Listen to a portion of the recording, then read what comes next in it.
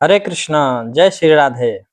मैं पंडित विवेक मिश्रा शास्त्री अपने इस चैनल पे आपका हार्दिक स्वागत और अभिनंदन करता हूँ। आते हैं अब हम गीता के महात्म्य पे। भगवान श्री कृष्ण ने कहा है कि मनुष्य अपने शरीर, मन या वाणी से जो भी उचित या अनुचित कर्म करता है वह इन 5 कारणों के फल स्वरूप होता है।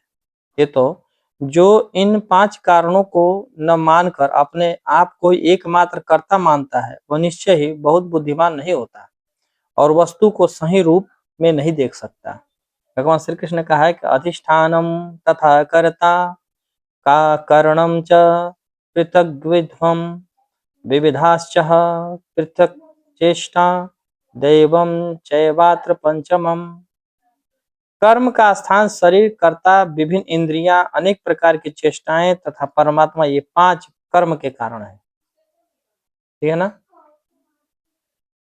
5 कर्म है। और पंचेतानि महाबाहो कारणानि निबोध में सांख्ये कृतांते प्रोक्तानि सिद्धे सर्व कर्माणम। हे महाबाहु अर्जुन, वेदांत के अनुसार समस्त कर्म की पूर्ति के लिए 5 कारण है। अब तुम इन्हें मुझसे सुनो। भगवान ने सुनाया और मैंने आपको बताया। ठीक है ना? तो भगवान के अनुसार, भगवान श्री कृष्ण के अनुसार, ज्ञान यज्ञ परित्याग्या त्रिविधा कर्म चोदना करणम कर्म कर्तेति त्रिविधा कर्म संग्रह।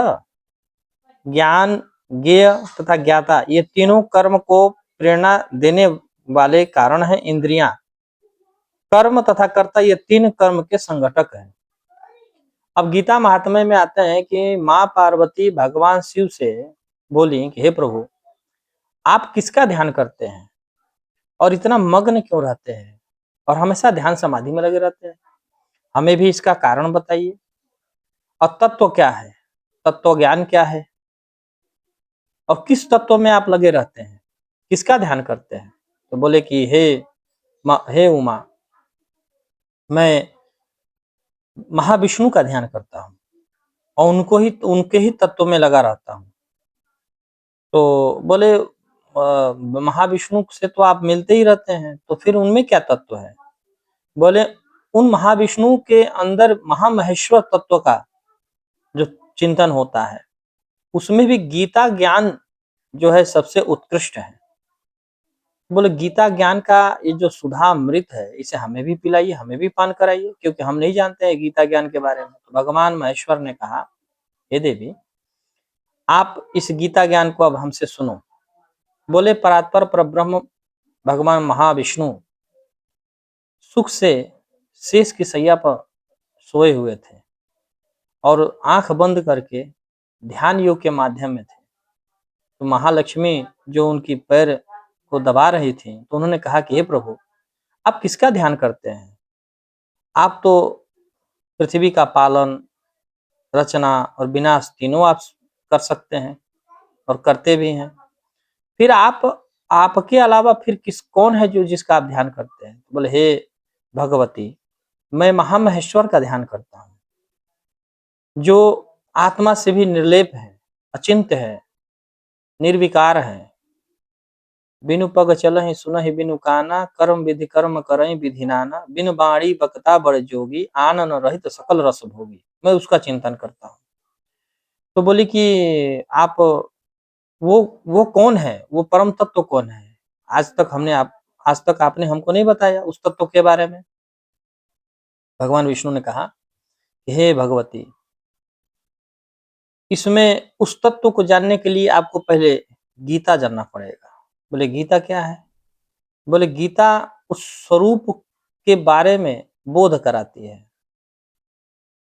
तो बोले इसका शिव शर्मा से सीखना चाहिए। बोले अब शिव शर्मा कौन है? बोले हे देवी, पृथ्वी पे भारतवर्ष में एक ब्राह्मण कुल में शिव शर्मा नामक ब्राह्मण ने जन्म लिया। था तो वह ब्राह्मण कुल में, लेकिन उसकी जो क्रियाएं थी वह काफी आसुरी प्रवृत्ति की थी। वह नित्य मांस मदिरा का भक्षण करता था और जुआ खेलता था। पत्ते बेच करके वह अपना जीवन निर्वाह करता था। धीरे धीरे वह ऐसे प्रवृत्ति कर्म में प्रवृत्त हो गया कि उसका जो ब्राह्मणत्व था वो नष्ट हो चुका था और वेश्यावृत्ति, पराई स्त्री का संग करना, नशा करना, मदिरा का पान करना, पत्ता खेलना, ये सब उसके अंदर था अवगुण। एक बार वह पत्ते के लिए किसी धनार सेठ के पास गया तो काल रूपी सर्प ने आकर के उसको डस दिया और वह उसका प्राणांत हो गया। जब उसका प्राणांत हो गया तो उसको यमलोक में ले जाया गया। अनेक लोकों में भ्रमण करते हुए, भोगते हुए उसको बैल की योनि मिली और बैल की योनि में जाने पर उसको एक बनिया ने खरीद लिया और बनिया उस पर अपने सारे सामग्री को लाद लाद करके और सामग्री बेचा करता था। 7 साल तक वह उस बनिया के पास रहा। एक दिन बनिया उसको किसी ऊंचे स्थान पर ले जा करके उसे जोतिया का काम कर रहा था, बस अचानक वह बैल चक्कर खा के गिर पड़ा और बेहोश हो गया।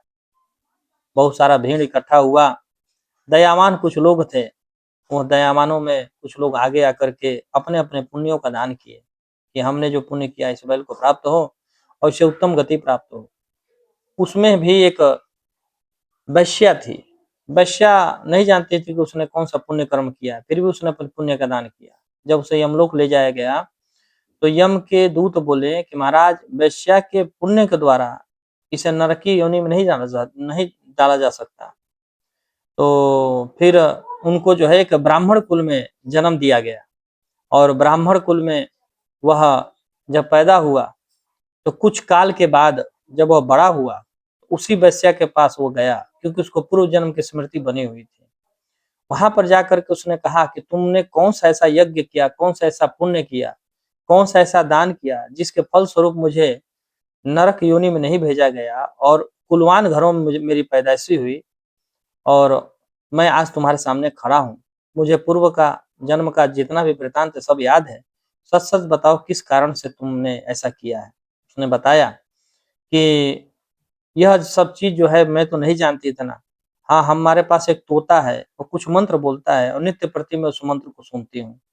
उसी मंत्र के कारण मेरा आत्मा शुद्ध हो गया, मन पवित्र हो गया और उसी का पुण्य मैंने आपको दान किया था। अब वैश्या और ब्राह्मण मिल करके उस तोते के पास गए और उसे पूछा कि हे तोता, जो तुम पढ़ते हो ये क्या है और इसका कैसा महात्म्य है। तो वह तोता बोला कि मैं गीता का नित्य श्लोक बोलता हूँ, पाठ करता हूँ। तो बोले कि आप तोता की योनि में कैसे आ गए। तो उस तोते ने बताया कि पूर्व जन्म में मैं ब्राह्मण कुल में, उच्च कुल में पैदा हुआ था, बहुत ही विद्वान था। मुझे अपने विद्वता का बहुत घमंड था और प्रायः मैं लोगों के गुणों का अवगुणों का मैं अवलोकन करता था। गुरु की निंदा करता था, संत की निंदा करता था, ब्राह्मण की निंदा करता था, विज्ञानियों और विद्वानों की निंदा करता था। संयोगवश किसी रोग के कारण हमारी मृत्यु हो गई। मुझे नारकी योनि में भेजा गया और नरक योनि में जाने के बाद फिर मुझे इस गुरु की निंदा करने के फल स्वरूप तोते की योनि में आना पड़ा। जो मेरा पाप था, उस पाप के कारण मैं जब छोटा था तो मेरे तोते के रूप में जो मेरे माता पिता थे वह गुजर गए और मैं एक साधु संत के पास रहा। उनके द्वारा जो गीता का पाठ होता था नित्य प्रति मैं सुनता रहता था और धीरे धीरे मैंने उसको रट लिया और उसको बोलना चालू कर दिया। संयोग से एक दिन बहेलिया आया और मुझे चुरा करके लेके भागा। संयोग से यह देवी ने मुझे खरीद लिया और तब से मैं इसके घर पे उस गीता का नित्य पाठ करता हूँ। उसी के फल स्वरूप हे सुशर्मा ब्राह्मण, आप उस नरक योनि से मुक्त हुए।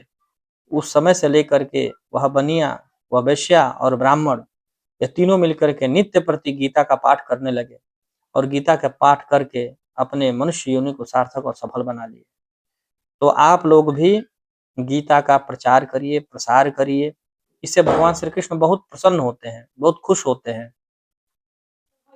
जो जितना भगवान का गीता का ज्ञान और प्रचार करता है, निसंदेह भगवान की कृपा उस पर बरसती रहती है। श्री कृष्ण पर सदा प्रसन्न रहते हैं। बोले श्री कृष्ण भगवान की जय, बोले गीता महात्म्य की जय, संत गुरु ब्राह्मण की जय। जय जय श्री राधे, जय जय श्री कृष्ण।